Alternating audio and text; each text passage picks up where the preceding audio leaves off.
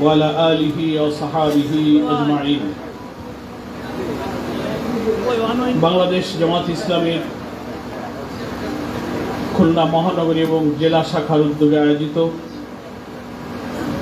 আজকের এই ঐতিহাসিক রুকন সম্মেলনের প্রিয় সভাপতি, খুলনা মহানগরীর সংগ্রামী আমির, বাংলাদেশ জামাত ইসলামীর কেন্দ্রীয় মজলিস শুরার সম্মানিত সদস্য অধ্যাপক মাহফুজুর রহমান, আজকের এই সম্মেলনের সম্মানিত প্রধান অতিথি, আমাদের প্রিয় এবং বাংলাদেশের সবচেয়ে আলোচিত, সম্মানিত, মানবিক, বরেণ্য আমাদের আমিরে জামাত ডক্টর শফিকুর রহমান, তিনি প্রধান অতিথি হিসেবে আমাদের মাঝে বক্তব্য রাখবেন এবং ইতিমধ্যেই আল্লাহর মেহেরবানিতে তিনি খুলনাতে তাশরিফ এনেছেন। আলহামদুলিল্লাহ, সময় মতো তিনি মঞ্চে উপস্থিত হবেন এবং আজকের মঞ্চে উপস্থিত আছেন মুহাদ্দিস আব্দুল খালেক সাহেব, আমাদের কেন্দ্রীয় কর্মপরিষদের সদস্য, খুলনা অঞ্চল পরিচালক। উপস্থিত আছেন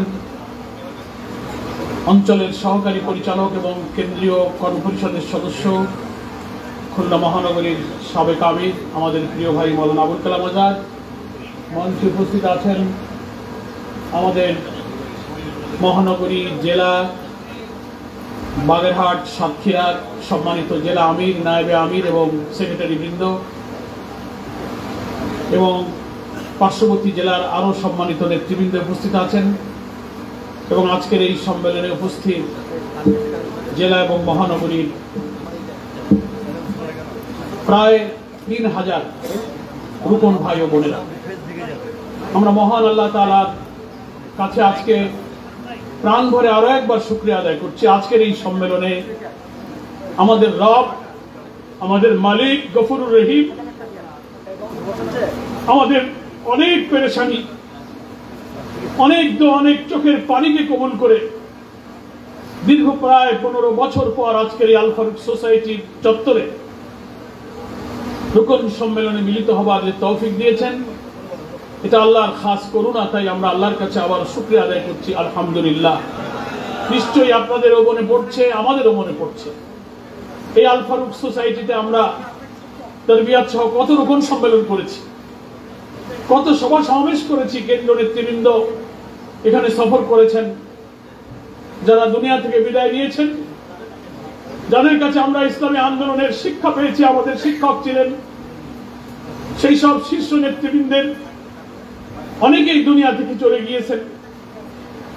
আর শীর্ষ 11 জন নেতাকে বন্দী করে, কারাগারে নিক্ষেপ করে, তিলে তিলে নির্যাতন করে 5 জনকে ফাঁসিতে ঝুলিয়ে হত্যা করা হয়েছে, বাকিদেরকে কারাগারে তিলে তিলে মৃত্যুর মুখে ঠেলে দেওয়া হয়েছে।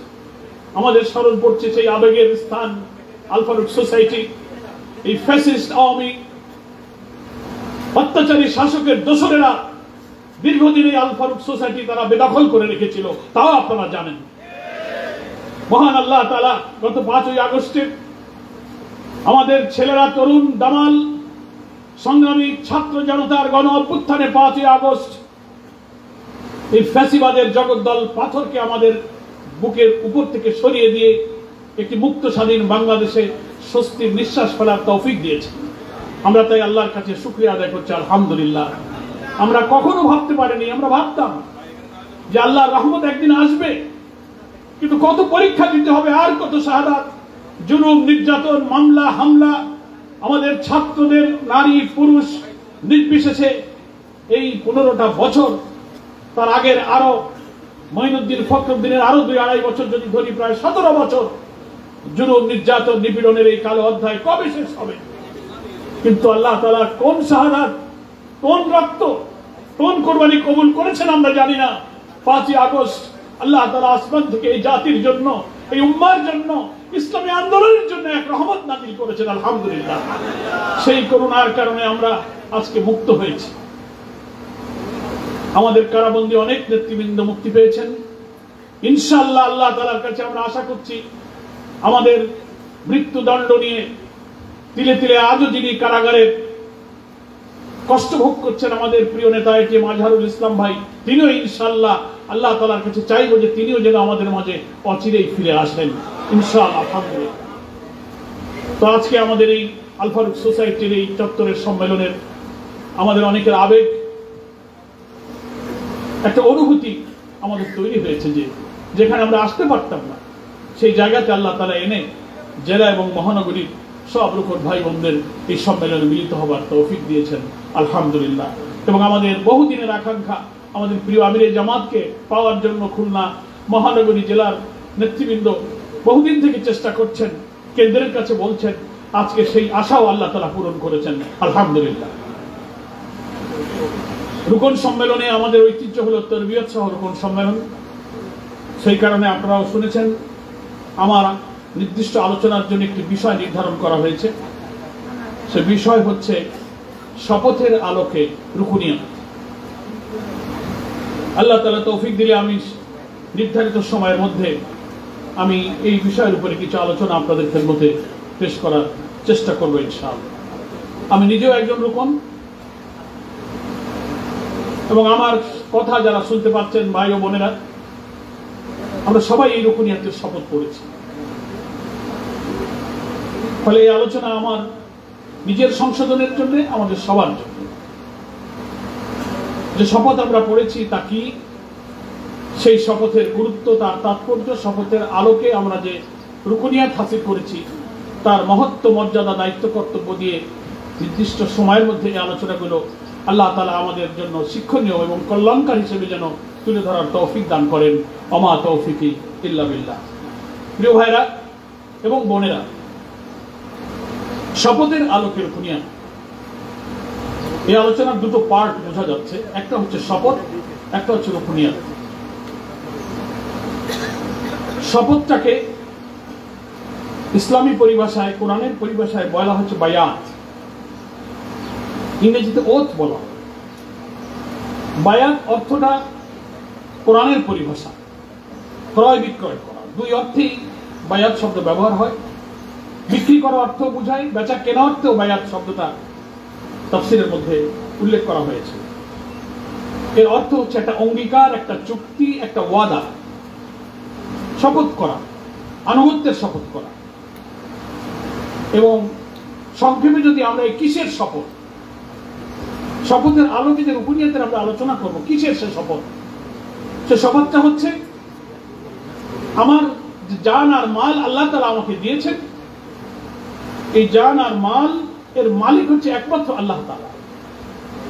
তাই আল্লাহর জন্য, আল্লাহর হুকুমের জন্য, আল্লাহর আদেশের জন্য, আল্লাহর দ্বীনের জন্য তার দেওয়া জান আর মালকে কুরবানি করে দেওয়ার অঙ্গীকার, শপথকেই বলা হয় বায়াত। এই শপথ আমরা পড়েছি এবং আমরা কোরআন মজিদের একটা আয়াত উল্লেখ করি, সূরা আল আনামের 162 নম্বর যে আয়াতটা।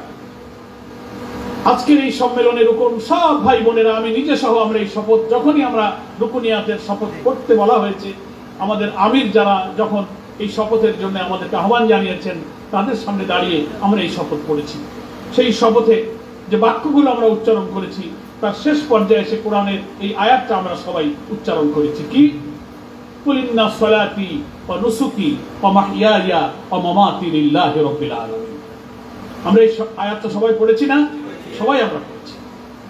বলো, আমার নামাজ, আমার সব প্রকারের ইবাদত, কুরবানি, আমার জীবন, আমার মৃত্যু, সারা জাহানের রব সব আল্লাহর নামে আমি উৎসর্গ করলাম।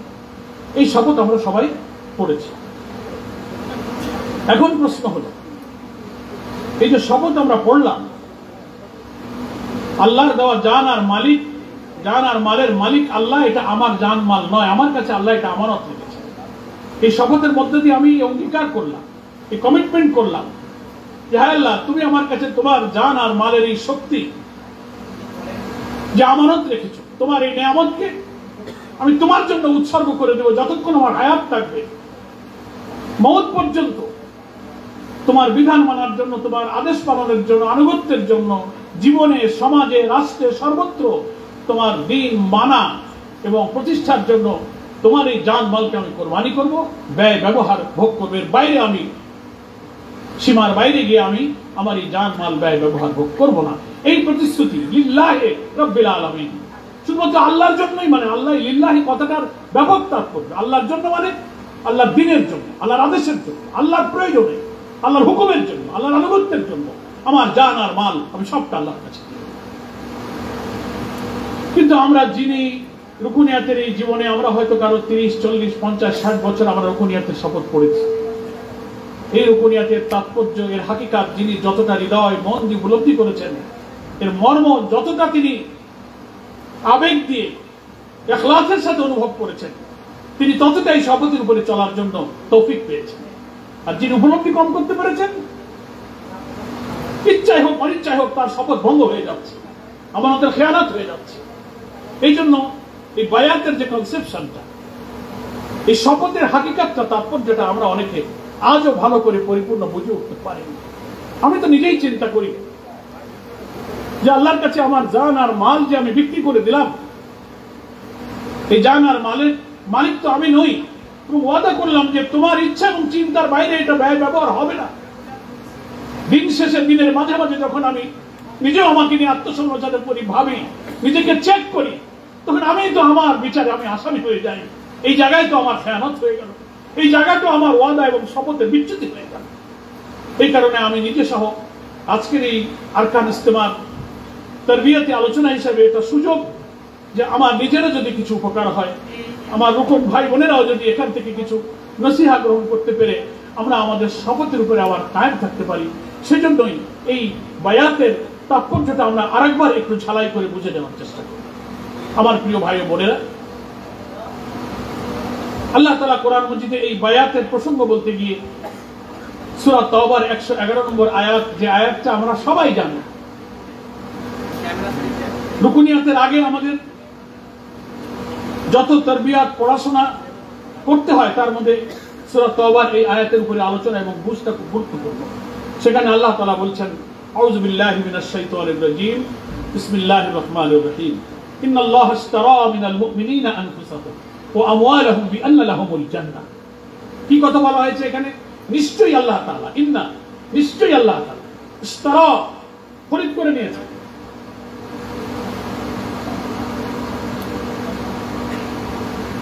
ইন্নাল্লাহা ইশতারা মিনাল মুমিনিনা আনফুসাহুম ওয়া আমওয়ালাহুম। আনফুস আর আমওয়াল, আনফুস হচ্ছে জীবনী শক্তি, আমওয়াল হচ্ছে মাল। এই জান আর মাল দুইটা সত্তার সমন্বয় কিন্তু মানব জীবন। আমার মাথা থেকে পা পর্যন্ত আমার যে শারীরিক ফিজিক্যাল এক্সিস্টেন্স, আমার যে সমস্ত অর্গানগুলো, এর যে শক্তি, ক্ষমতা, তৌফিক, স্ট্যামিনা, এনার্জি, মেধা, প্রতিভা, বুদ্ধি, চিন্তা, গবেষণা, জ্ঞান, বিজ্ঞান, প্রযুক্তি, যত তৌফিক আল্লাহ তাআলা আমার মেধার মধ্যে দিয়েছেন সবটা হচ্ছে আনফুসের অন্তর্ভুক্ত। কথাটা বুঝতে পেরেছি আমরা নিশ্চয়ই? এই যে আনফুস, এটা আমার কাছে আছে, আমি এটা দিয়ে চিন্তা করি, গবেষণা করি, কোরআন পড়ি, জ্ঞান, বিজ্ঞান, মহাশূন্যের অনাবিষ্কৃত সৌর জগতের কত আবিষ্কার, পৃথিবীতে যা কিছু মানুষ করছে, সবটা মানুষ করছে যে চিন্তা দিয়ে, মেধা দিয়ে, ওটাও আল্লাহ তাআলার দান। দান কিনা বলেন? এটা আনফুসের অন্তর্ভুক্ত। আমার চোখ দিয়ে দেখার শক্তি, হাত দিয়ে ধরার শক্তি, মুখ দিয়ে কথা বলার শক্তি, পা দিয়ে চলার শক্তি, আমার বডিতে যত অর্গান আছে, আমার স্টোমাক, আমার লিভার, আমার হার্ট, আমার ব্লাড সার্কুলেশন, সমস্ত শারীরিক শক্তি, ক্ষমতা, এই সবটা হচ্ছে আনফুসের অন্তর্ভুক্ত। আর আমল কি? আমল হচ্ছে আমার মাল সম্পদ।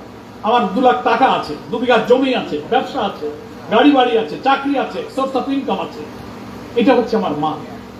রুকুন ভাই বোনেরা, আপনি বলুন, আমাদের জীবনের যা কিছু জোগাড় এবং সম্পদ সব কিন্তু 2 ভাগে বিভক্ত। একটা হচ্ছে জীবন, আর একটা হচ্ছে মাল। আল্লাহ দাবি করছেন এই যা কিছু তোমার বলে তুমি মনে করো এটা তোমার না, ইন্নাল্লাহা ইশতারা, এটা আমি খরিদ করে নিয়েছি মুমিনদের কাছ থেকে। তাহলে আমার কাছে যা আমি দেখতে পাচ্ছি এটা আমার না। শপথ আর বায়াত হয়েছে কি? যে আমার কাছে যা আমি দেখতে পাচ্ছি এর আসল মালিক আমি না, এর আসল মালিক হচ্ছে আল্লাহ। এর আসল মালিক কে? আল্লাহ। তো অন্যের জিনিস যখন আমার কাছে থাকে, আল্লাহ উনি আমানত রেখেছেন এবং আমাকে দায়িত্ব দিয়ে হুকুম দিয়েছেন যে হায়াত থাকা পর্যন্ত, মওত পর্যন্ত, আজরাইল আসা পর্যন্ত 20, 30, 40, 50, 60, 80 বছর যতক্ষণ তুমি বেঁচে থাকবে, আমার দেওয়া রক্ষিত জান আর মাল, এই মেধা, চিন্তা, বুদ্ধি, সম্পদ, টাকা পয়সা, সমস্ত তৌফিক আমি তোমার কাছে জমা রাখলাম। এর মালিক আমার, আর আমি তোমাকে একটা শর্ত দিয়ে দিলাম। চুক্তির মধ্যে তুমি ওয়াদা করলে লিল্লাহি রাব্বিল আলামিন, এর ব্যয়, ব্যবহার, ভোগ, ইউটিলাইজেশন, সমস্ত কিছুর এখতিয়ার তোমার কাছ থেকে আমি সিজ করে নিলাম। এর উপর আমার এখতিয়ার করতে গেল, এখন তোমার কাছে থাকবে, তুমি আমার এখতিয়ার অনুযায়ী আমি যেভাবে এটাকে ব্যয় করতে বলেছি, যেভাবে ব্যবহার করতে বলেছি, মওত পর্যন্ত ওইভাবেই তুমি যদি ব্যবহার করতে পারো, তাহলেই তুমি আমানতদার প্রমাণিত হলে। এবং এই জানমাল তুমি যে আমার কাছে বিক্রি করেছো, এই বিক্রির অর্থই হলো যে আমার কাছে আমানত থাকবে, এটাকে আমি আল্লাহর ইচ্ছা মর্জির বাইরে ব্যবহার না করে আল্লাহর মর্জি অনুযায়ী ব্যবহার করতে পারার অর্থই হলো এটাকে আল্লাহর কাছে বিক্রি করে দেওয়া, এটাকে আল্লাহর কাছে বিক্রি করে দেওয়া। এই শপথই আমি পড়েছি, রোকনরা এই শপথই পড়েছে। আমি যদি আরেকটু বোঝার জন্য একটা ছোট্ট উদাহরণ দিয়ে বুঝাই, যে আমার এই দুটো চোখ আছে, এই চোখের মালিক কে? এই বেচা কেনা যদি হয় তাহলে চোখের আসল মালিক কে? আল্লাহ। তা আল্লাহর দেওয়া চোখ দুটো আমার কাছে জমা আছে, এই চোখকে আমি আল্লাহর কাছে বিক্রি করেছি। আল্লাহ বলছেন ইন্নাল্লাহ ইশতারা, আমি তোমার চোখ কিনে নিয়েছি। তা আমি বুঝতে পারছি না, তাই চোখ তো আমার কাছেই আছে, এতে যা ইচ্ছা তাই দেখতে পাচ্ছি। তাহলে আল্লাহর চোখ কিনে নেওয়া আর আমার আল্লাহর কাছে চোখ বিক্রি করার অর্থ কি দাঁড়ালো? অর্থ হলো যে আমি আল্লাহকে যেহেতু কথা দিয়েছি লিল্লাহি রাব্বিল আলামিন, এই চোখ দিয়ে আল্লাহর হুকুম ছাড়া, আল্লাহর আদেশের বাইরে কিছু দেখা হবে না। এটার অর্থ হচ্ছে লিল্লাহি রাব্বিল আলামিন। আমি যদি আরো পরিষ্কার করে বলি, যে আল্লাহ আমি তোমাকে কথা দিয়েছি, এই চোখের মালিক তুমি, তুমি আমার কাছে জমা রেখেছো, মওত পর্যন্ত এই চোখ দিয়ে আমি এমন কোন দৃশ্য দেখবো না যে দৃশ্য দেখতে এই চোখের মালিক তুমি নিষেধ করেছো। এমন ভাবে চোখটা মওত পর্যন্ত চালাবার অর্থই হলো চোখকে আল্লাহর কাছে বিক্রি করে দাও। কথাটা বুঝতে পেরেছি? দুটো হাত আল্লাহ তুমি আমাকে দিয়েছো, এই হাতের মালিক আমি না। আল্লাহ যতক্ষণে হাত দুটো আজরাইল আসা পর্যন্ত আমার কাছে থাকবে, আমি যেহেতু তোমার কাছে প্রতিশ্রুতি দিয়েছি লিল্লাহি রাব্বিল আলামিন, তোমার কাজ ছাড়া, তোমার আদেশ ছাড়া, তোমার সীমার মধ্যে ছাড়া হাত আর ব্যয় ব্যবহার হবে না। তার অর্থ হলো এই হাত দুটো দিয়ে এমন কোন কাজ আমি করব না, মানুষকে কষ্ট দেব না, জুলুম করব না, হারাম কোনো কাজ করব না, যা এই হাতের আসল মালিক করতে নিষেধ করেছেন। মওত পর্যন্ত হাত দুটোকে তেমনি ভাবে চালাতে পারার অর্থই হলো এই হাত দুটোকে আল্লাহর কাছে বিক্রি করে দাও। আমার এই জবানটা আল্লাহ আমার কাছে জমা রেখেছেন। এই জবান বিক্রির অর্থ হলো এই জবান দিয়ে আমি এমন কোন কথা, শব্দ, বাক্য উচ্চারণ করব না যা এই জবানের মালিক আল্লাহ বলতে নিষেধ করেছে। মওত পর্যন্ত এইভাবে জবানটাকে ব্যবহার করতে পারার অর্থই হলো এই জবানকে আল্লাহর কাছে বিক্রি করে দেওয়া। কথাটা কি আমি বুঝাতে পারছি আপনাদের? মা ইয়ালফিজু মিন কাওলিন ইল্লা লাদাইহি রাকিবুন আতীদ। আল্লাহ কোরআন সূরা কাফের মধ্যে বলছেন, তোমাদের মুখ দিয়ে কোন শব্দ, বাক্য, একটা উচ্চারণ এমন হয় না যা আমি লেখার জন্য ফেরেশতা নিযুক্ত করি। আলহামদুলিল্লাহ, আমাকে মেধা, বুদ্ধি, চিন্তা দিয়েছো। এই চিন্তা দিয়ে আমি এমন কোন গবেষণা করব না, এমন কথা বলবো না, এমন বক্তব্য রাখবো না, এমন আবিষ্কার করব না, এমন কবিতা লিখবো না। আমি এমন কিছুই, আমার এই মেধা, প্রতিভা, যোগ্যতা যা তুমি দিয়েছো, যা তুমি অপছন্দ করো, এমন কোন কিছুই তোমার এই মেধা দিয়ে আমি করবো না। তার অর্থ হলে মেধাকে আল্লাহর কাছে বিক্রি করে দেওয়া। দুটো পা আমি তোমার কাছ থেকে পেয়েছি, হ্যাঁ আল্লাহ এই পায়ের মালিক তুমি। পাকে বিক্রি করার অর্থ হলো আল্লাহকে এই কথা দেওয়া।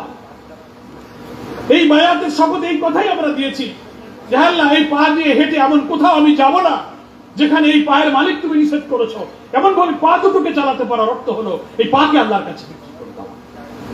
এইভাবে আমার জীবন সত্তার মালিক যেহেতু আল্লাহ আমার কাছে জমা রেখেছেন, আমি এর আসল মালিক না, আমি আমানতদার। মূল মালিকের ইচ্ছা এবং শর্ত যেটা তিনি আমাকে আরোপ করেছেন, এর সীমার মধ্যে থেকে এইটাকে ব্যয় ব্যবহার করতে পারার অর্থই হলো এটাকে আল্লাহর কাছে বিক্রি করে দেওয়া। এটা আল্লাহ নিয়ে যাবেন না, এটা আমার কাছে আছে, কিন্তু আল্লাহ পরীক্ষা করছেন মওত পর্যন্ত এটাকে আমি তার ইচ্ছা মতো চালাতে পারি। ঠিক তেমনি এটা হলো আনফুসের অংশ। আমওয়াল, ব্যাংকের টাকা, জমি জমা, গাড়ি বাড়ি, সম্পদ, বাড়ি, আল্লাহ এটাও আমাকে দিয়েছেন। আল্লাহ আমার টাকা, আমার বাড়ি, আমার গাড়ি, আমার আয় উপার্জনের সোর্স অফ ইনকাম এমন কোন কাজে, এমন কোন পথে ব্যয় ব্যবহার হবে না যা হারাম, যা করতে তুমি নিষেধ করেছো, যা তুমি অপছন্দ করো। এমন ভাবে আমার সমস্ত উপার্জিত সহায় সম্পদকে কাজে লাগানোর অর্থই হলো এই মালকে আল্লাহর কাছে বিক্রি করে দেওয়া। তাহলে এই যে ইন্নাল্লাহ ইশতারা মিনাল মুমিনিনা আনফুসাহুম ওয়া আমওয়ালাহুম, এর অর্থই হলো যে আমার জীবন সত্তার সমস্ত তৌফিক, যোগ্যতা আর আমার সব মাল সম্পদ আল্লাহর মর্জির বাইরে ব্যবহার না করার ওয়াদা আমরা এই শপথের মাধ্যমে করেছি। এখন আমি যদি মুখ যেমন কোন কথা বলে ফেলি যা এই জবানের মালিক অপছন্দ করেন, তার অর্থ হবে আমি খেয়ানত করেছি। আল্লাহর মালকে আমি যেভাবে কথা দিয়েছি সে কথার বাইরে ইউজ করেছি, তার অর্থ হলো আমি শপথ ভঙ্গ করেছি। কত বড় কঠিন শপথ আমি করেছি। এই চোখ যদি এমন দৃশ্যের দিকে দেখে যায়, এমন দৃশ্য আমি দেখে ফেলি যা এই চোখের মালিক আমার রব নিষেধ করেছেন, তাহলে আমি এই চোখের আমানতের খেয়ানত করেছি। আপনি চিন্তা করেন মৌত পর্যন্ত এই চোখ, এই কান, এই জবান, এই হাত, এই পা, এই মেধা, এই সম্পদকে আল্লাহর এই সীমার মধ্যে চালানো, রক্ষা করতে পারা চারটিখানি কথা নয়, বড় কঠিন কাজ। নফস উস্কায়, শয়তান উস্কায়, সমাজ, রাষ্ট্র, পরিবার, লোভ, লালসা, অর্থবিত্ত আমাকে পিছনে টানে। তখন আমার সব সহায় সম্পদ, মাল আল্লাহর কথা ভুলে গিয়ে বিপদে পরিচালিত হয়, খেয়ানত হয়ে যায়। তখনই আমার এই শপথ ভঙ্গ হয়ে যায়। এই জন্য এখানে সব মুমিনরা আমরা আল্লাহর কাছে কিন্তু এই অঙ্গীকার করেছি। যারা আমার সামনে পর্দার আলে ভাই বোনেরা কথা শুনছি আর বলছি, we all are committed to almighty Allah. Allah তাআলার কাছে আমরা ওয়াদা করেছি যে আমরা এইভাবে আমার জীবন, শক্তি, সম্পদ তোমার সীমার বাইরে আমি ব্যয় ব্যবহার করব না। কি আমরা এই ওয়াদা করেছি তো? এখন আমি রাতে দিনে বারবার চেক করে দেখি আমার চোখটা কি এমন কোন দিকে গিয়েছিল যা আমার আল্লাহ পছন্দ করে না? আমার জবান দিকে এমন কথা বেরিয়ে গিয়েছিল যা আমার মালিক পছন্দ করে? আমার পা দিয়ে হেঁটে কি এমন কোন কাজ করি, কি হাত দিয়ে কি করেছি? চিন্তা, গবেষণায়, কথায়, লেখায়, টাকায়, বাড়িতে এমন কোন কাজে কি ব্যয় হয়েছে যা এর মালিক অসন্তুষ্ট হয়? যদি আমার আত্মবিচারে ধরা পড়ে, বুঝতে হবে আমি খেয়ানত করে ফেলেছি। তার অর্থ হলো আমি কম করি আর বেশি করি, আমরা শপথ ভঙ্গ করে ফেলেছি।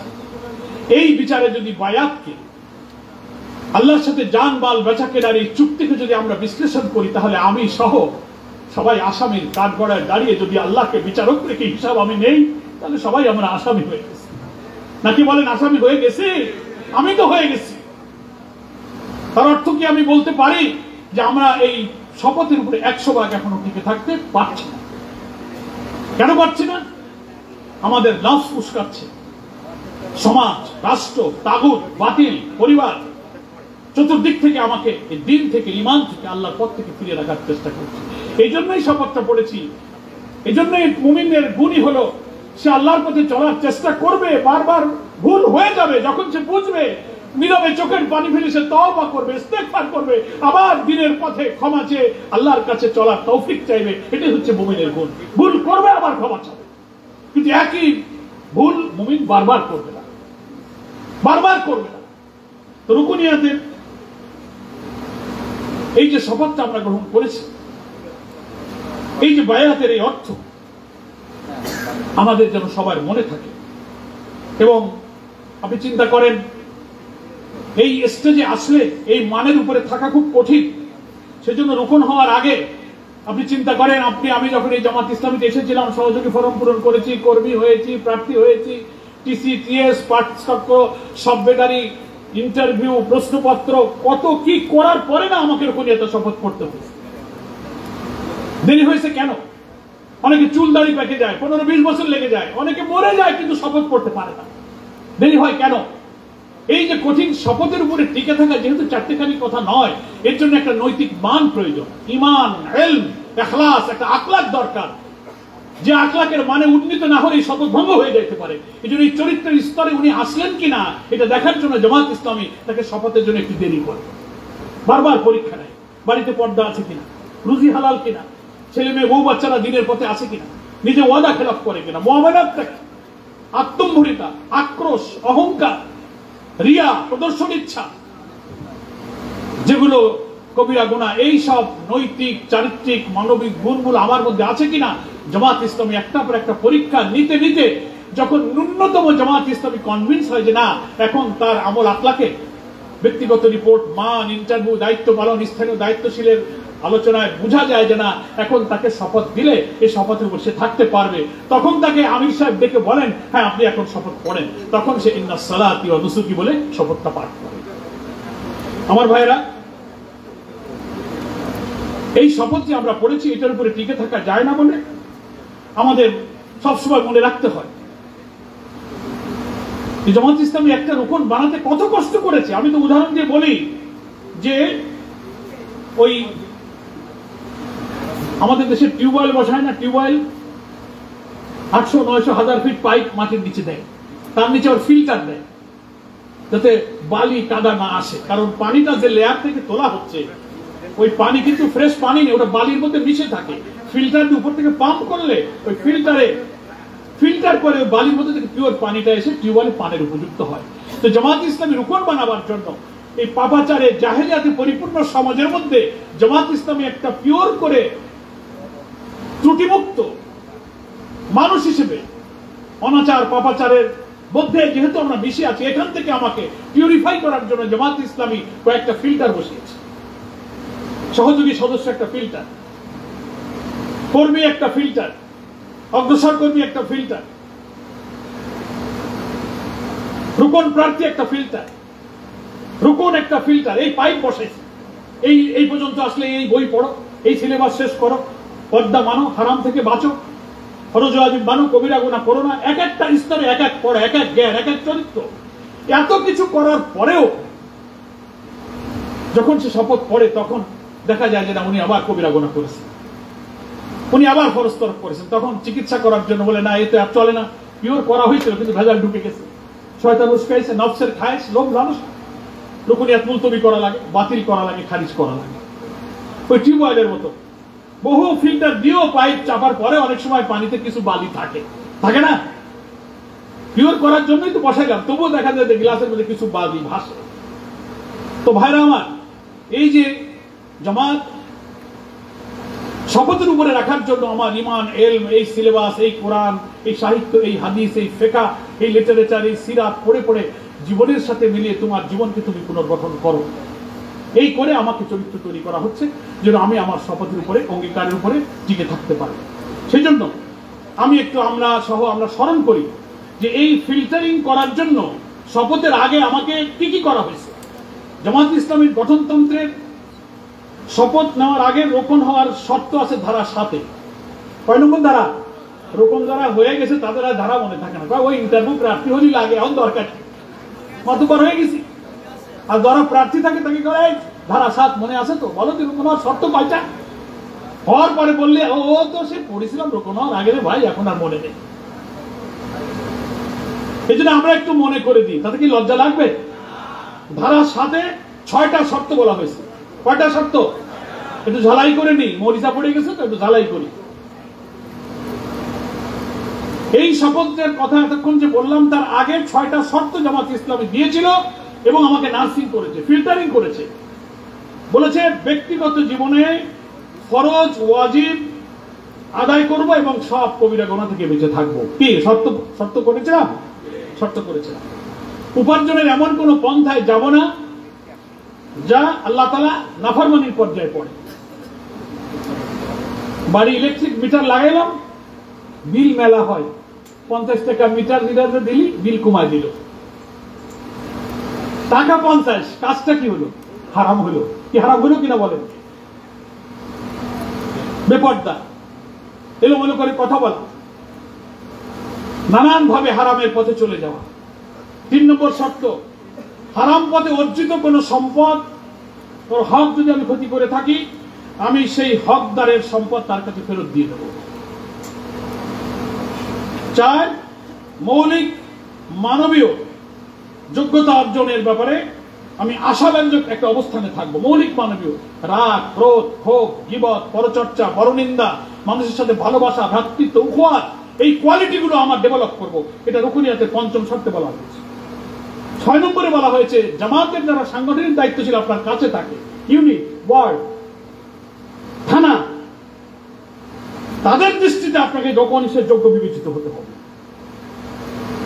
খালি আমিরের সাথে সাথে বড় নেতাদের 5 তাল দিয়ে বললেন যে আমার সাথে খাতির রাখলে তাড়াতাড়ি আমার শপথ হয়ে যাবে না। আপনার যেখানে বাড়ি যেখানে বসবাস করেন, যে মসজিদে নামাজ পড়েন, যে মহল্লায় থাকেন, ওখানকার সংগঠনের কাছে আপনার রিপোর্টটা কি আছে, আপনি জামাতে আসেন কিনা, মুআমালাত কেমন, পাবলিক আপনার বিরুদ্ধে নালিশ করে কিনা।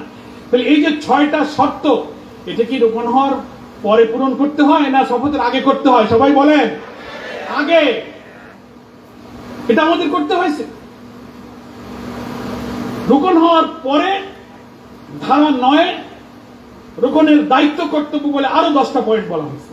শপথের আগে এই 6টা শর্ত পূরণ করে হয়ে গেলাম, তো হয়ে গেলে আবার মনে করা যাবে না যাক জান্নাতের টিকিট পেয়ে গেছি, আল্লাহ বলেছিল বিআন্না লাহুল জান্নাহ, তো শর্ত তো পূরণ হয়েছে, তা হবে না। এই জন্য আমি যেন জান্নাতের উপযুক্ত হতে পারি, সেই জন্য জামাত ইসলামী আবার এই শপথের উপরে কায়েম থাকার জন্য ধারা 9 রুকনের দায়িত্ব কর্তব্য 10টা উল্লেখ করেছে। প্রথমেই বলা হয়েছে যে দিন সম্পর্কে এতটুকু জ্ঞান অর্জনের চেষ্টা, ইসলাম ও জাহিলিয়াতকে আমি যেন আলাদা করতে পারি, আল্লাহর শরীয়তের সীমা বুঝতে পারি, এই জ্ঞান চর্চার উপর থাকতে হবে। এটা আফটার রুকনিয়া। তারপরে বলা হয়েছে নিজের ঈমান, আকীদা, চিন্তা, চেতনা, কাজ সবকিছুকে আল্লাহর সন্তুষ্টির অনুকূলে গড়ে তুলতে হবে। 3 আল্লাহর কিতাব, রাসূল সাল্লাল্লাহু আলাইহি ওয়াসাল্লামের সুন্নাহর বিপরীতে সকল কাজ, জাহিলি নিয়ম প্রথা আমার জীবনে, সমাজে, পরিবারে যদি কিছু থাকে তা বিদায় করতে হবে। রুকন হওয়ার পরে এটাকে বলা হয়েছে দায়িত্ব। 4th দায়িত্ব আত্মম্বিরতা, পার্থিব স্বার্থের ভিত্তিতে হিংসা বিদ্বেষ, ঝোঁক প্রবণতা, ঝগড়াঝাটি, বাগবিতণ্ডা থেকে জীবনকে পবিত্র করতে হবে। কাদের কথা বলা হচ্ছে? একটু জবাব দেন, কাদের কথা? আমরা অনেকে ভাবতেছি ভাই এত তো এখনো হয়ে পারেনি, একটু ভেজাল আছে, বেশি সাড়া দিলে আবার আল্লাহ বেজার হয় কিনা। গঠনতন্ত্র আছে সবার কাছে? এই যে পড়ে দেখবেন রুকন হওয়ার পরে 10টা দায়িত্ব আমার। 5 নম্বরে আমি বলেছি ফাসিক, আল্লাহ বিমুখ লোকদের সাথে দিনের প্রয়োজন ছাড়া সব বন্ধুত্ব, ভালোবাসা পরিত্যাগ করতে হবে। 6 বলেছি আল্লাহ ভীতি, সকল কাজকর্ম রাসূল সাল্লাল্লাহু আলাইহি ওয়াসাল্লামের একনিষ্ঠ আনুগত্য, সততা, ন্যায়পরায়ণতার উপরে আমি সম্পন্ন করব। পরিবারের ব্যাপারে বলা হয়েছে নিজের পরিবার, আত্মীয় স্বজন, প্রতিবেশী, পারস্পরিক এলাকার লোকদের মধ্যে দ্বীনি ভাবধারা প্রচার এবং দ্বীনের সাক্ষ্যদানের জন্য যথেষ্ট চেষ্টা করব। 8 বলা হয়েছে দ্বীন কায়েমের উদ্দেশ্যকে কেন্দ্র করে নিজের সকল চেষ্টা সাধনা নিয়ন্ত্রণ করব। জীবন ধারণের প্রকৃত প্রয়োজন ছাড়া এই উদ্দেশ্যের দিকে পরিচালিত করে না এমন সব প্রকারের কাজ থেকে আমি বিরত থাকবো। কঠিন দায়িত্ব। দেশের স্বাধীনতা, ভৌগোলিক অখণ্ডতা রক্ষার জন্য আমরা প্রচেষ্টা চালাবো। এগুলো হচ্ছে রোকন হওয়ার পরে 9 নম্বর ধারাতে রোকনের দায়িত্ব কর্তব্য বলা হয়েছে। বোনেরা, আমার মা বোনেরা যারা আমরা রোকন আছি, তারাও আজকে সম্মেলনে এসেছেন, তাদের জন্য জামাত ইসলামী আরেকটা আলাদা ধারা করেছে। কত নম্বর ধারা মনে আছে? 10। কত নম্বর ধারা? 10। বোনদের জন্য আলাদা ধারায় বলা হয়েছে রোকন হওয়ার পরে তার কি কাজ। সেখানে বলা হয়েছে আগের 9 নম্বর পর্যন্ত তো সব আছে, সব রোকনের জন্য স্পেশালি মার বোনের কারণে এই 10 নম্বর আরেকটা এডিশনাল ধারা উল্লেখ করে বলা হচ্ছে নিজের স্বামী, পিতামাতা, ভাই বোন, পরিচিত অপরিচিত অন্য মহিলাদের মধ্যে ইসলামের পূর্ণাঙ্গ দাওয়াত তিনি পেশ করবেন। 2 নিজের সন্তান সন্ততির অন্তরে ইমানের আলো সৃষ্টি করতে এবং তাদেরকে ইসলামের অনুসারী বানাবার জন্য চেষ্টা করবেন। তাদের জন্য বলা হচ্ছে, মা বোনদের জন্য।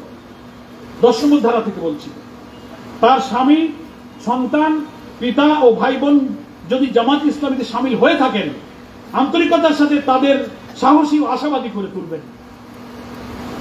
বোনেরা, স্বামী জামাতের রোকন যদি হয়, ছেলে যদি শিবির করে, মেয়ে সংস্থা করে, বিপদ আপদ, পুলিশ, মামলা, কারফিউ, গ্রেফতার, এই তুমি মিছিলে যাও না, স্বামী বলবে অত মিছিলে যাও কেন, কয়েকদিন দূরে থেকে বেড়ায় আসো, তাফিমুল কোরআন রিপোর্ট বই তুই বান্ধে খাটের তলে থাও, না পুকুরি পাড়ে তুই আসো। কোন মা বোন এটা তো করবেনই না, বরং বলা হচ্ছে 10 নম্বর ধারায় তাদেরকে সাহসী এবং আশাবাদী করে তুলবেন এবং এই পথে কোনো বিপদ যদি এসে পড়ে তিনি ধৈর্য এবং দৃঢ়তা অবলম্বন করবেন। কারণ পরিবারে মা আর বোন যদি দৃঢ় থাকে তাহলে অনেক ভাইয়েরা, সন্তানেরাও কিন্তু শক্ত থাকে, নাকি বলে? এই আর যদি দুর্বল হয়ে যায়, আমার স্ত্রী আর মা বোনেরা বাইরে থেকে বিপদ আপদের খবর আর মিছিলে যাওয়ানো, যা পরিস্থিতি দেখছি তুমি যাইও না। এই জন্যই সংসার, স্ত্রী, মা বোন এনারা হচ্ছেন দায়িত্ব পালনে পুরুষদের জন্য এনার্জির হেডকোয়ার্টার, ওখানেই শক্তি পাওয়া যায়। ওখানেই মানসিক শক্তি পাওয়া যায়। সেজন্য আমার প্রিয় ভাইরা, এই শপথগুলো আমরা নিয়েছি রুকু হওয়ার আগে এবং পরে। এই কর্তব্যগুলো আমাদেরকে মেনে চলতে হবে। নেক্সট কথা হলো যে আমাদেরকে এদিকে দিলাম শপথ, আবার আমাদেরকে বলা হচ্ছে রুকন। রুকন কথাটার অর্থ কি?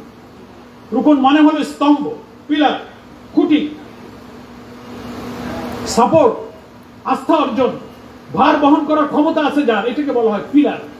এটা কোরআনের একটা শব্দ। কোরআন শরীফের 2টা আয়াতে রুকন শব্দ আছে, জানেন তো সবাই? অনেকের মনে থাকার কথা নাইলে আমরা আবার শুনি।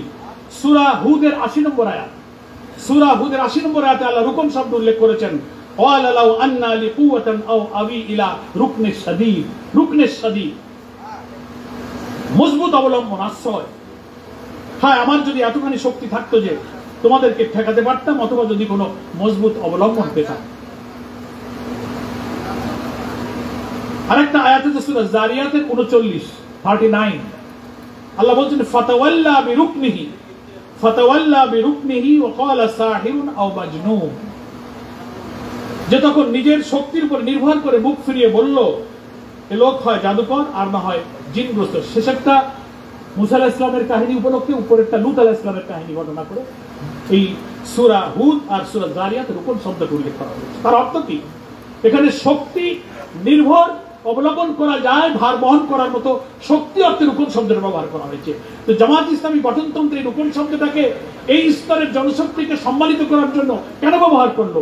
যে এত তরবিয়ত, এত পড়াশোনা, এত ইলম, এত চর্চা, এত নৈতিক প্রশিক্ষণ দিয়ে তাকে এই মানে আনা হয়েছে যে আন্দোলনের কঠিন পরীক্ষা, ঝুঁকি, শয়তানের ধোঁকা, ওয়াসওয়াসা, জুলুম, নিপীড়নের মধ্যে সে খুঁটির মতো শক্ত হয়ে দাঁড়িয়ে থাকবে। তারাই পরিকল্পনা তৈরি করা, আমিন নির্বাচনে ভোট দেওয়া, পলিসি মেকিং করার মূল কাজে তারাই অংশগ্রহণ করে। এরাই হচ্ছে জামাতের নির্ভরযোগ্য শক্তি। তার উপরে ভর করা যায়। সবাই পালিয়ে যাবে, ঝড় আসলে অন্য কিছু পড়ে যাবে, খুঁটিগুলো দাঁড়িয়ে থাকবে। আমরা যেমন এই শপথ বুঝতে পেরেছি, আমাদের এত নেতাদের ফাঁসি হয়েছে, 41 দ্বারা গুলি, নিষিদ্ধ, বাড়ি থাকা যায় না, ঘরে থাকা যায় না। যারা এই বায়াত আর এই শপথ বুঝতে পেরেছে সবাই চলে গেছে, দুর্বল হয়ে গেছে, কিন্তু এই খুঁটির মর্যাদা যারা বুঝেছে তারা শক্ত হয়ে দাঁড়িয়ে আছে, আলহামদুলিল্লাহ। এই কারণে কোরআনে ব্যবহৃত রুকন শব্দকে অন্য কোন দলে আপনি পদ পদবিতে মেম্বার বা সদস্য কথাটা আছে, কিন্তু আমরা এটাকে রুকন শব্দ বলেছি। কারণ কোরআনে রুকন শব্দকে স্তম্ভ, ভার বহনের ক্ষমতা অর্থে ব্যবহার করা হয়েছে। ফলে নৈতিক, চারিত্রিক, দিন কায়েমের কঠিন দায়িত্ব ভার যার উপরে দিয়ে আশা রাখা যায়, আস্থা রাখা যায়, এত জ্ঞান, এত ইখলাস, এত চরিত্র অর্জন করে তার উপরেই তো নির্ভর করা যায়। তাই কোরআনের এই রুকন শব্দটাকে দিয়ে এই শ্রেণীর, এই স্তরের, এই নৈতিক মানের লোকদেরকে সম্মানিত করা হয়েছে, অভিষিক্ত করা হয়েছে, আলহামদুলিল্লাহ। তবু আমরা গঠনতন্ত্রে ব্র্যাকেটের রুকন দেখেছি, আবার সদস্য কথাটাও বলেছি। 2008 সালে আমরা যখন নির্বাচন কমিশনের রেজিস্ট্রেশন নিতে গেলাম, তখন ওখানে রুকন শব্দটা তারা অ্যালাউ করতে চাচ্ছিল না, যে কোন দলে তো রুকন কথা নেই, আপনারা কোথায় পাইলেন? এই রুকনিয়াতের এই তাৎপর্য, এই ব্যাখ্যা কি নির্বাচন কমিশন বোঝে না। এর একটা রুহানিয়াত, এর একটা আত্মিক শক্তি আছে, একটা মানসিক তৃপ্তি আছে। সেই কারণে আমরা ওটা ব্র্যাকেটে রেখেছি। ইলেকশন কমিশনের নিবন্ধনের সুবিধার জন্য সদস্য কথাটা ব্র্যাকেটে রেখেছি।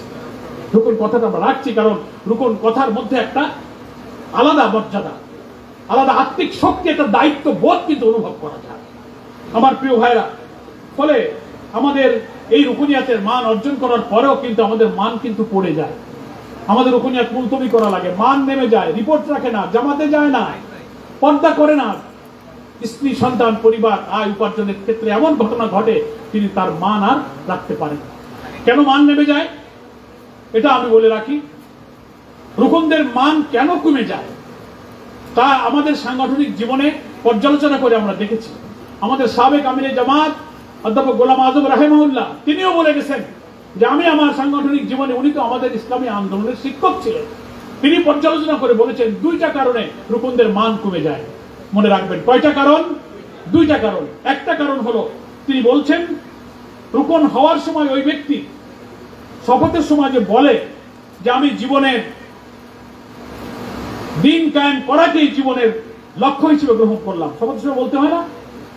শপথ যখন পড়া হয় তখন দেখবেন 3টে কথা আমরা বলি। তার 1 নম্বর কথা হচ্ছে যে আমরা আল্লাহ তাআলার দ্বীন কায়েম করাকেই জীবনের লক্ষ্য হিসেবে গ্রহণ করলাম, এই কথাটা ওখানে বলা হয়।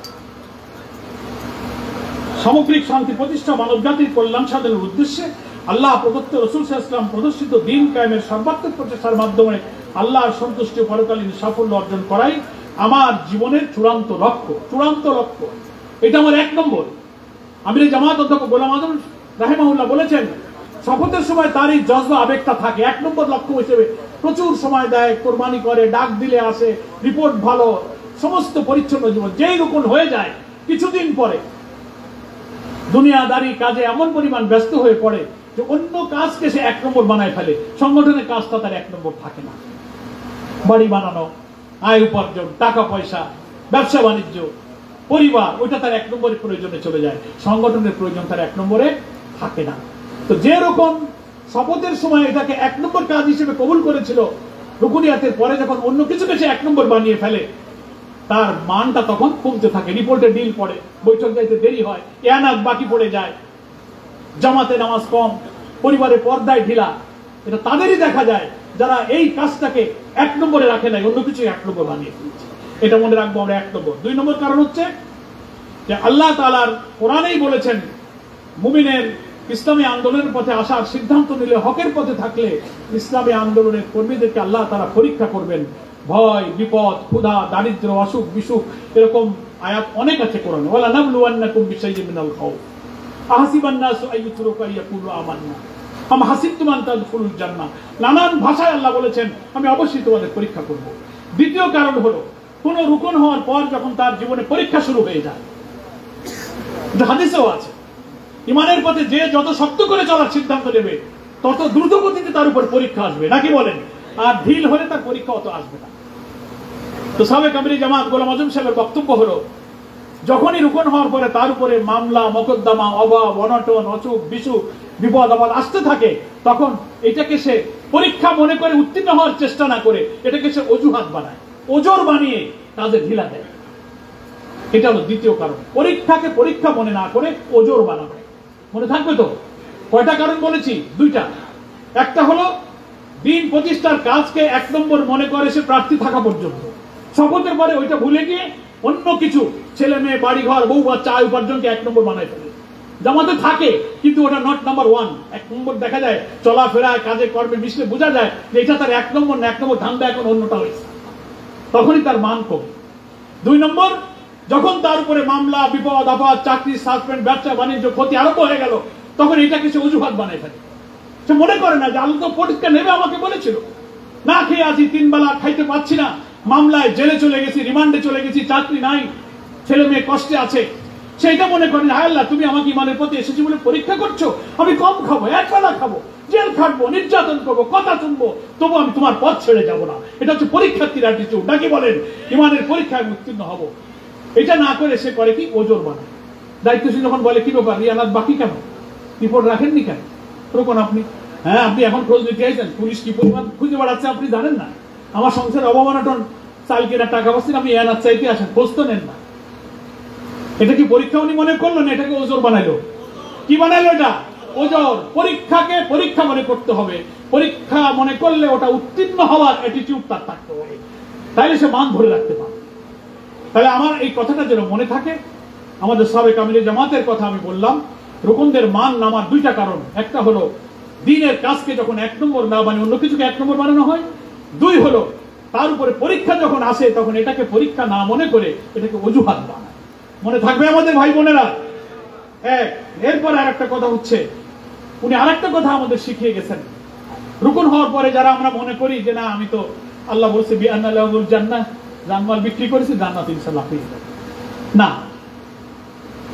উনি বলেছেন সেইটা পাইতে গেলে কামেল মুমিন যারা হবে, রুকন হওয়াটা হলো সেই কামেল মুমিনের যতগুলো স্তর অতিক্রম করতে হয়, কামেল মুমিনের জীবনের তরক্কির জন্য কতগুলো ধাপ অতিক্রম করতে হয়।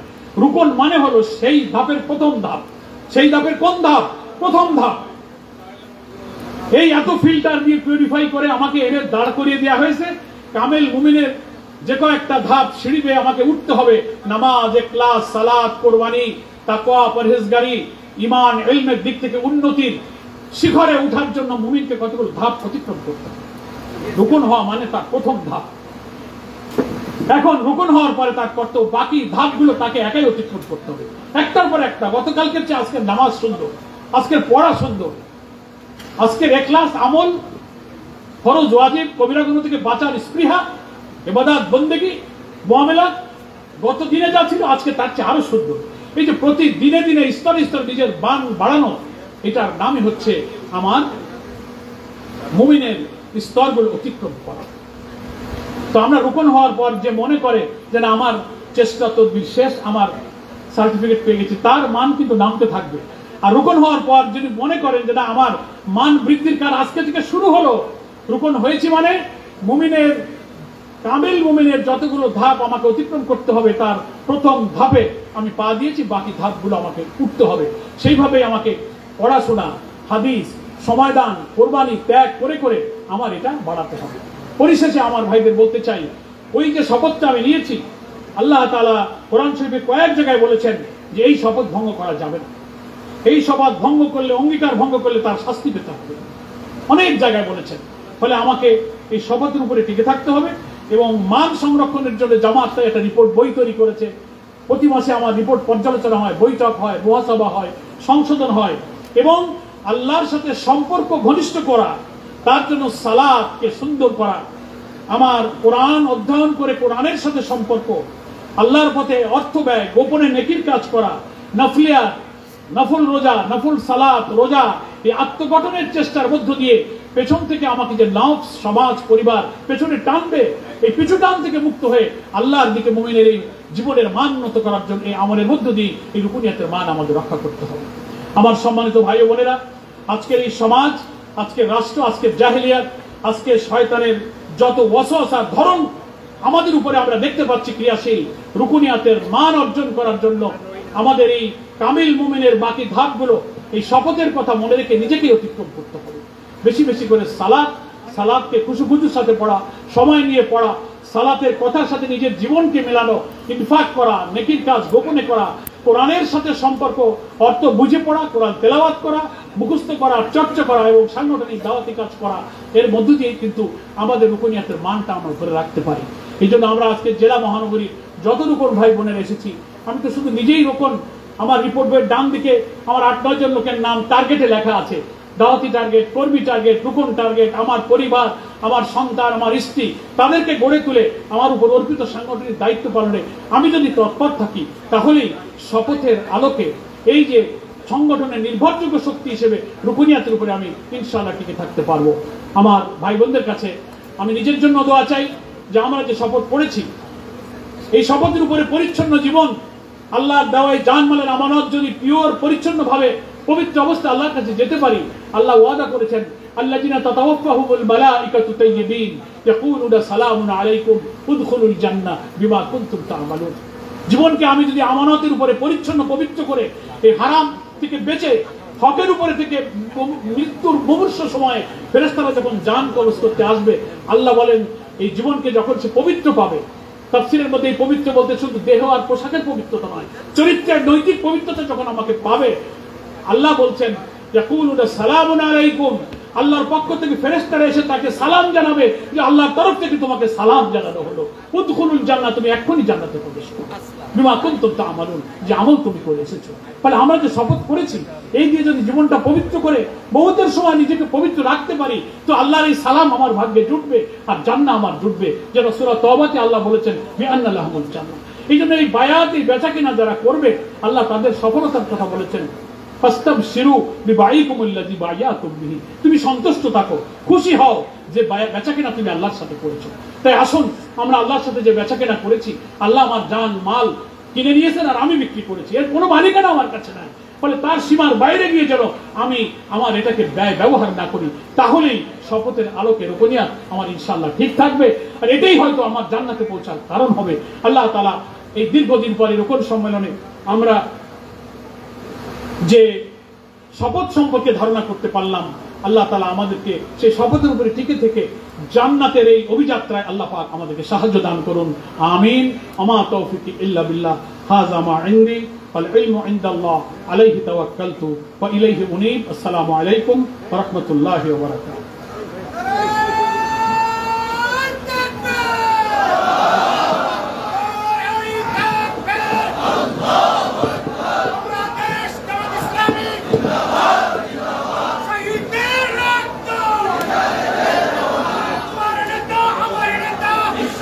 আপনারা মেহরবানি করে সবাই বসুন। আমাদের নির্ধারিত সময়সূচি অনুযায়ী ইনশাআল্লাহ আমাদের প্রত্যেকটি কার্যক্রম পরিচালিত হচ্ছে। কিছুক্ষণের মধ্যেই ইনশাআল্লাহ আমাদের প্রিয় আমিরে জামাত আমাদের মাঝে এসে পৌঁছাবেন।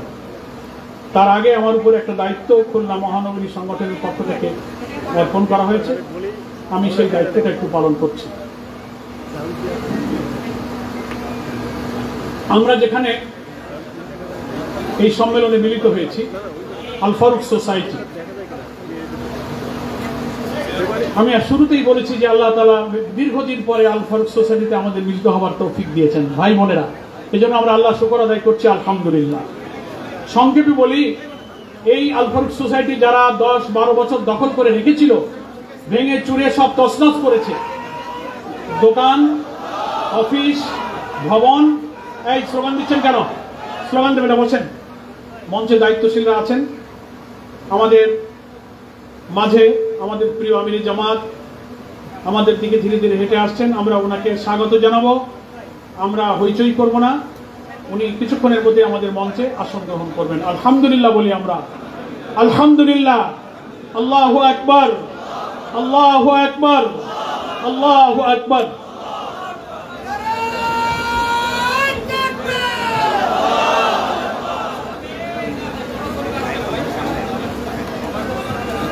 বামুন, এই বামুন, এই যে আমাদের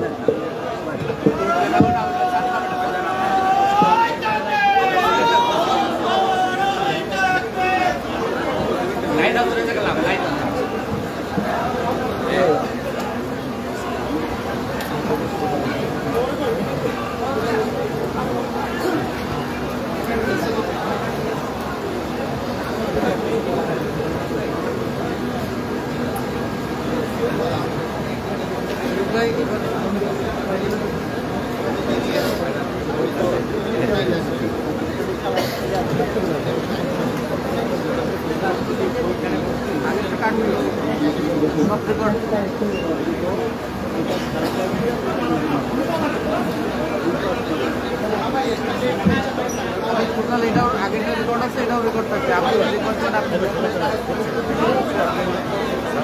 না দেখা গেল।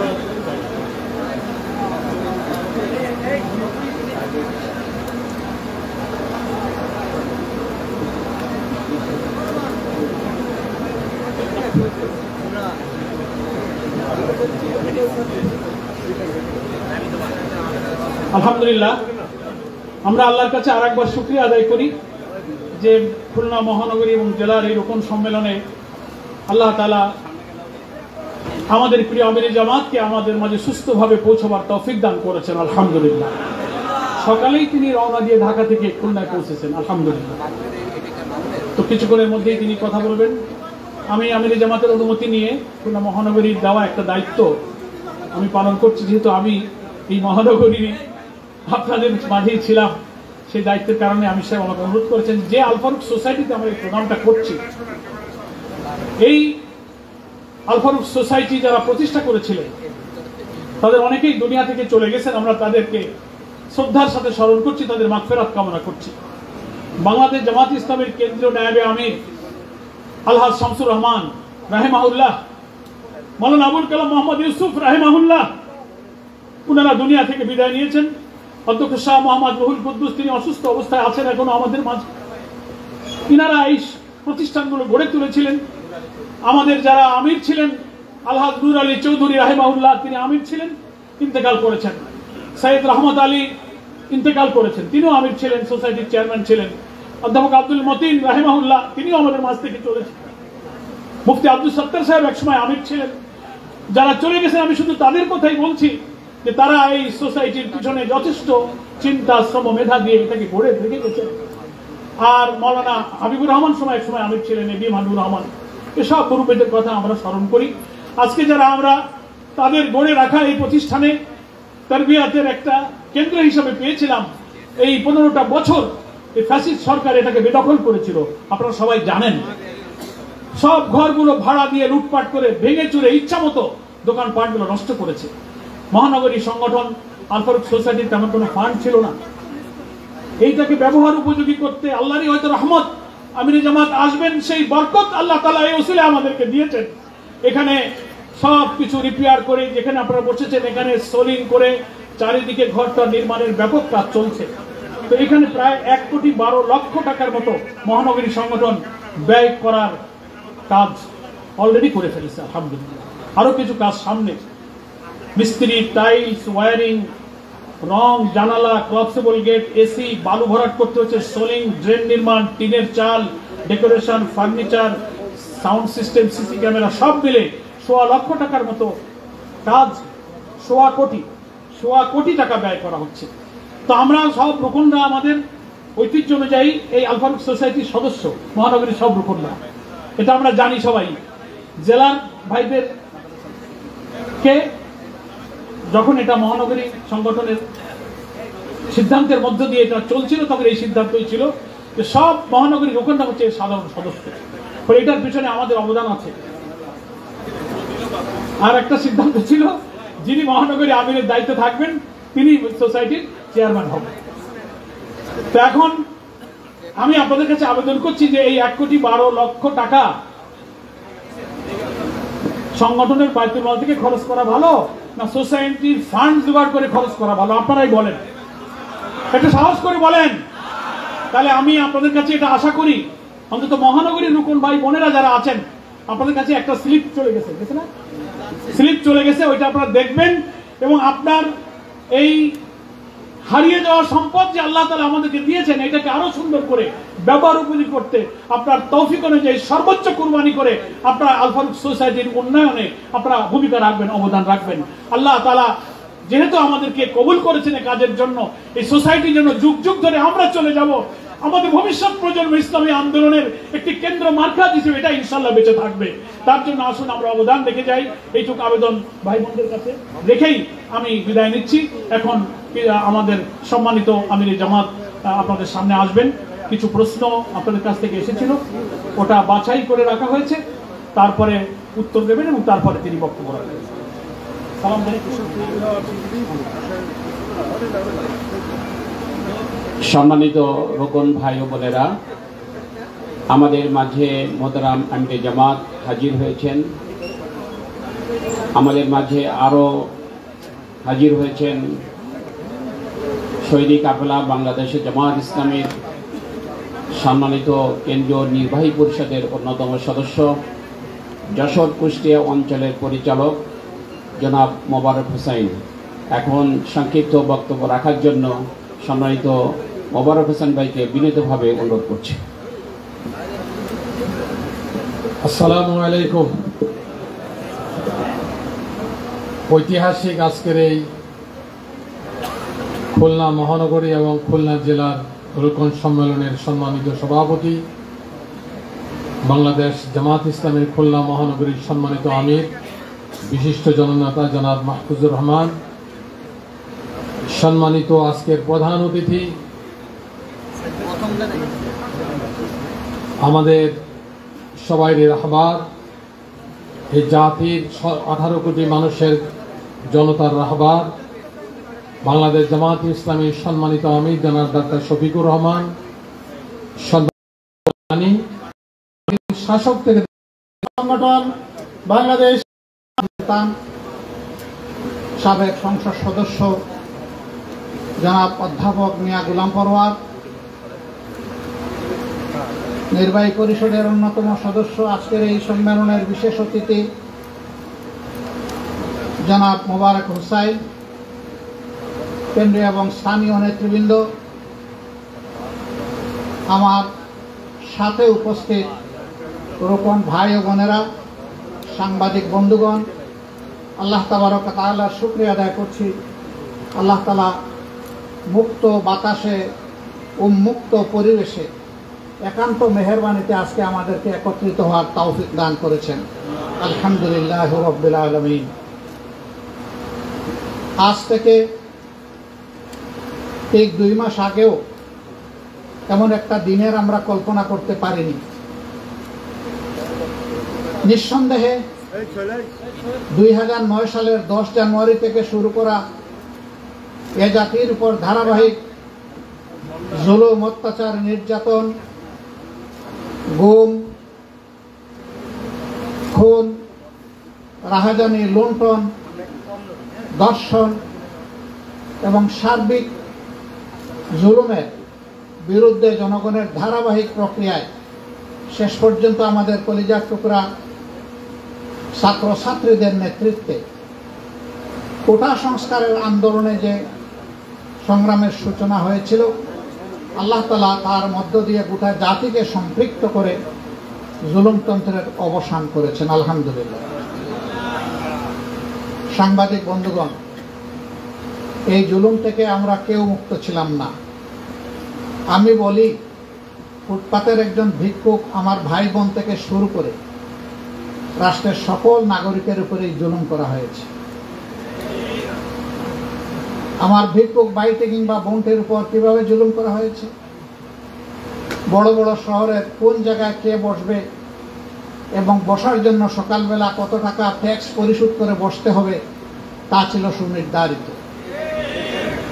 ট্যাক্স দিয়েই তাদেরকে ভিক্ষার জন্য বসতে হতো। সারাদিন 10 টাকা, 5 টাকা, 20 টাকা জমিয়ে কুড়িয়ে একত্রিত করে যখন সন্ধ্যাবেলা ঘরে ফিরবে, তখন স্বাভাবিক পেটের তাগিদে, পিঠের তাগিদে তাদেরকেও জিনিসপত্র কেনাকাটা করতে হতো। কিন্তু যখন সামান্য কয়েক গোটা পেঁয়াজ কিনতে যেত, তখন দেখতে পেত 30 টাকার পেঁয়াজ এখন তাকে 300 টাকা কেজি পরিশোধ করতে হচ্ছে। আমি ছোট্ট একটি উদাহরণ দিলাম। এই থেকে শুরু আমরা বুঝতে পারি যে এই রাষ্ট্রের কোনো নাগরিকই ওদের লুটপাট এবং জুলুমের বাইরে ছিলেন না। তারা সকলের উপর জুলুম করেছেন। জুলুমবাজরা জুলুম করে, মজলুমরা কান্নাকাটি করে। জুলুমের শিকার হয়ে মানুষের দেহ থেকে 2টা ফুটা ঝরে, একটি রক্তের ফোঁটা, আরেকটা অশ্রুর ফোঁটা, চোখের পানির ফোঁটা। 2টাই বড় ওজনদার, 2টাই বড় গরম। এই 2টা মাঝখানে কোথাও আটকায় না, সরাসরি মাওলার দরবারে চলে যায়। এইভাবে হাজারো মায়ের বুক ফাটা কান্না, হাজারো আমার বোনকে যাদেরকে বিধবা বানানো হয়েছে তাদের কান্না, লক্ষ শিশু যাদেরকে এতিম বানানো হয়েছে তাদের কান্না, সকল কান্নার রোল আরশে আজিমে পৌঁছে গিয়েছে। এর পাশাপাশি 2009 সালের 10 জানুয়ারি ক্ষমতায় বসার পরেই আমরা লক্ষ্য করেছি বিডিআর সদর দপ্তর, তখন এটার নাম বিডিআরই ছিল, পিলখানার মর্মান্তিক ঘটনা, যেখানে 57 জন কমিটেড দেশপ্রেমিক চৌকস সেনা অফিসারকে অত্যন্ত নিষ্ঠুরভাবে খুন করা হয়েছিল। তাদের পরিবারের মহিলা সদস্যদের ইজ্জত লুণ্ঠন করার পরে তাদেরকেও খুন করা হয়েছিল। এরপরে এই লাশগুলো পিলখানার ড্রেইনে ভাসিয়ে দেওয়া হয়েছিল, আর কোনোটাকে একত্রিত করে গণকবর তারা দিয়েছিল। এই জঘন্য কাজটি কারা করলো? আমাদের সেনাবাহিনীর উপর কারা এত বড় আঘাত দিল? দ্বিতীয় বিশ্বযুদ্ধ থেকে শুরু করে কোন বিশ্বযুদ্ধে একদিনে এতগুলা সেনা অফিসার কোথাও মারা যায়নি। এই কলঙ্কের ইতিহাস রচনা হলো আমাদের দেশের উপর। কিন্তু এত বড় সর্বনাশটা কে করবে? আজ পর্যন্ত জাতির কাছে তা উন্মোচিত হলো না। সেনাবাহিনী তাদের স্বজন হারিয়ে নিজেরাই একটা ইনকোয়ারি কমিটি গঠন করেছিল। 3 দফা চাপ দিয়ে সেইটাকে সংশোধন করার পরেও জনগণকে সেটা জানতে দেওয়া হয়নি। এ লুকোচুরি কি জন্য? তাহলে শস্যা দানা যেটা চালান দেওয়া হয় ভূত তাড়ানোর জন্য, ওই দানার ভিতরে ভূত আছে বলেই বুথ ছাড়ানো সম্ভব হয়নি। আমার সৌভাগ্য হয়েছিল তখন জেলে যাওয়ার। বলবেন জেলে যাওয়াটা কি সৌভাগ্যের কাজ? অবশ্যই মুমিনের জন্য সৌভাগ্যের কাজ। আমি ঢাকার কেন্দ্রীয় কারাগারে যখন গেলাম তখন এই খুনের দায়ে অভিযুক্ত কয়েকজনের সাথে আমার সাক্ষাৎ হলো। আমি ওদের হাতের উপর হাত রেখে বললাম যে মনে করো আমার হাতটি আল্লাহর কোরআন, তুমি বলো তো এই ষড়যন্ত্র প্রক্রিয়ার সাথে জড়িত ছিলা কিনা। এই বিভাগেরই একটা ছেলে, আমি নাম বলছি না, তার বিডিআর সদস্য, সে বললো আমি ছিলাম।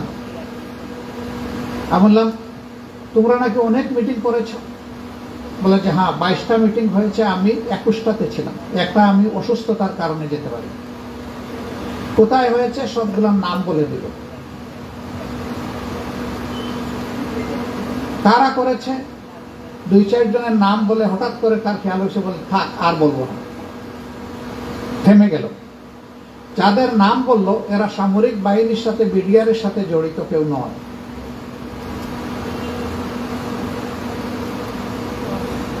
আফসোস, এই বিষয়টাকে কেন্দ্র করে সামরিক বাহিনীর প্রতিসাধন করা হলো, আর বিডিআর নামের আমাদের গর্বের যে বাহিনী ছিল এটাকে শেষ করে দেওয়া হলো।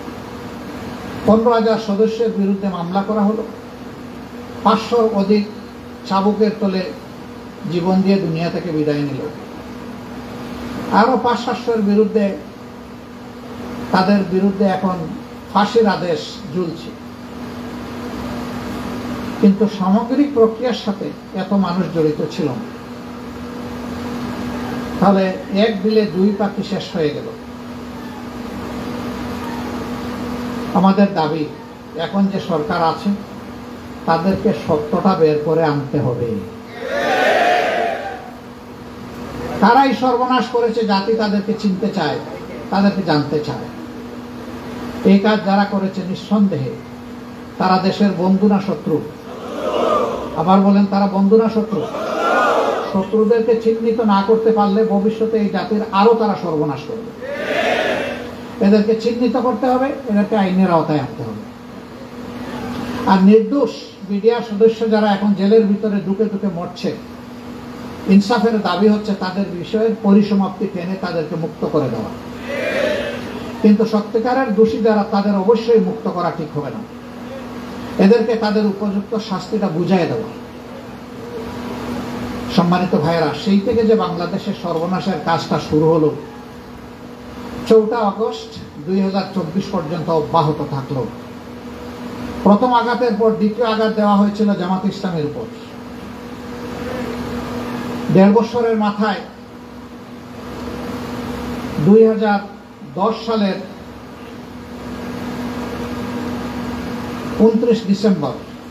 29 জুন আমাদের কলিজার টুকরা, এই দেশের গণমানুষের অত্যন্ত শ্রদ্ধার পাত্র, জাতির শ্রেষ্ঠ সন্তান শহীদ মৌলানা মতিউর রহমান নিজামী, আল্লামা দিলাওয়ার হোসেন সাইদি এবং শহীদ সেক্রেটারি জেনারেল আলী হাসান মোহাম্মদ মুজাহিদকে গ্রেফতার করা হলো। এর মধ্য দিয়ে জামাতে ইসলামের উপর ঝাঁপিয়ে পড়ল তৎকালীন সরকার। প্রথমে বলল আমরা, আমাদের নেতৃবৃন্দ ইসলাম ধর্মের অবমাননা করেছেন। আফসোস, ইসলামের জন্য লড়াই করতে গিয়ে যারা সারাটা জীবন বিলিয়ে দিলেন তাদের বিরুদ্ধেই ধর্ম অবমাননার মামলা হলো। সেই মামলা বাদী কুখ্যাত একজন লোক গতকাল ধরা পড়েছে।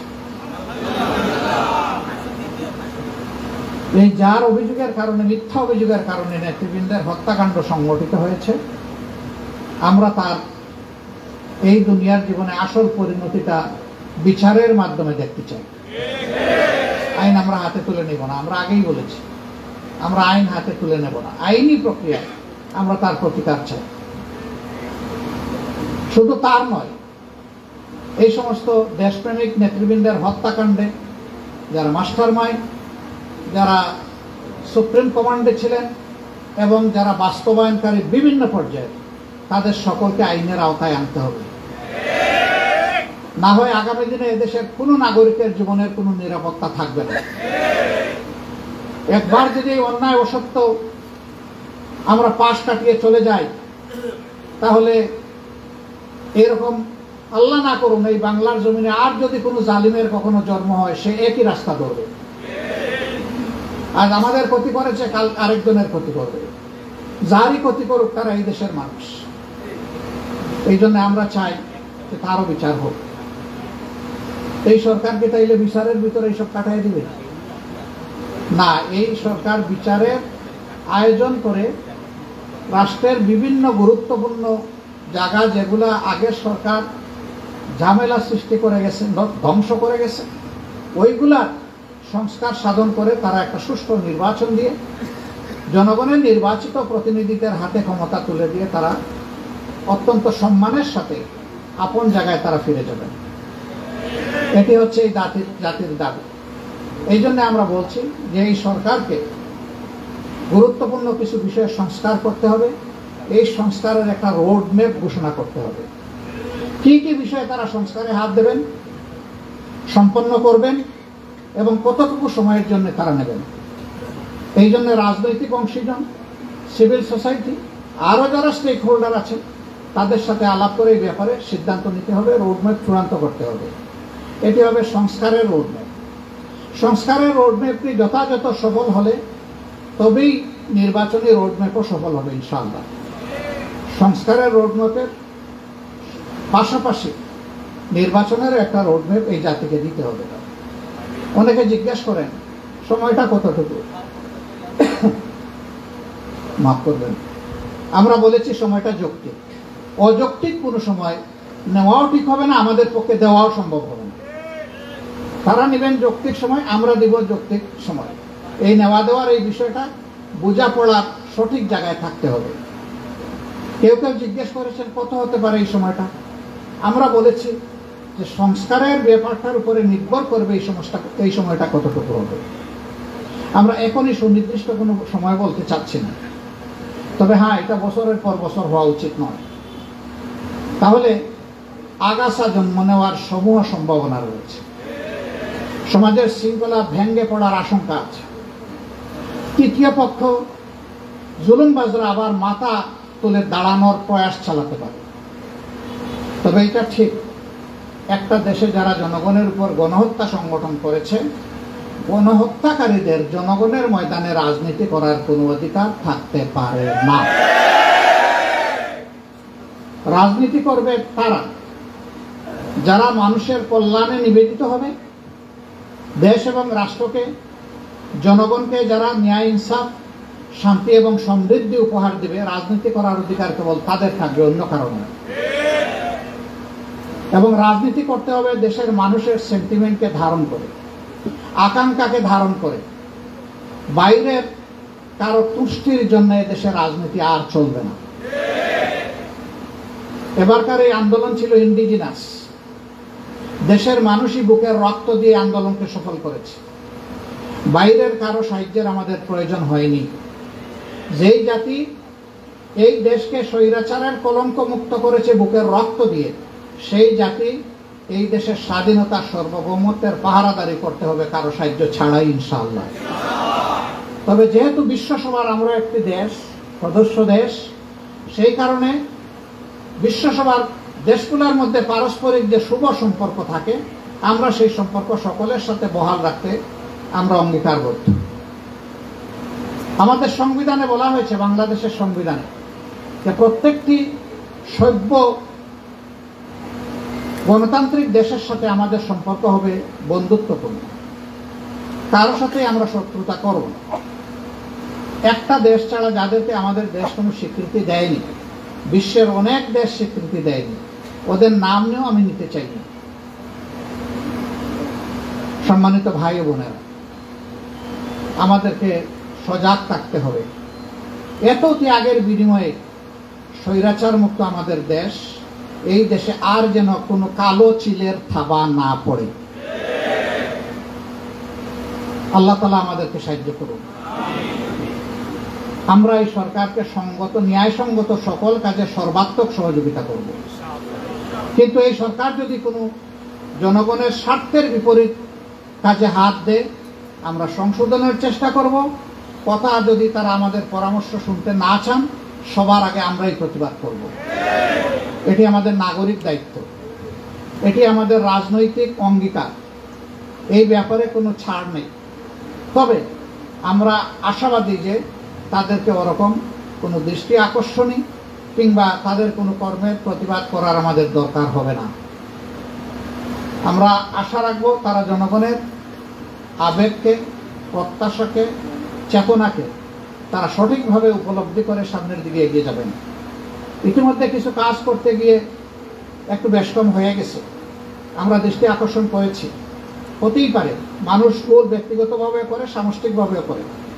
আর সরকারের বেশি দিন হয়ও নি, কেবল 1.5 মাস অতিক্রম করলো 3 দিন আগে।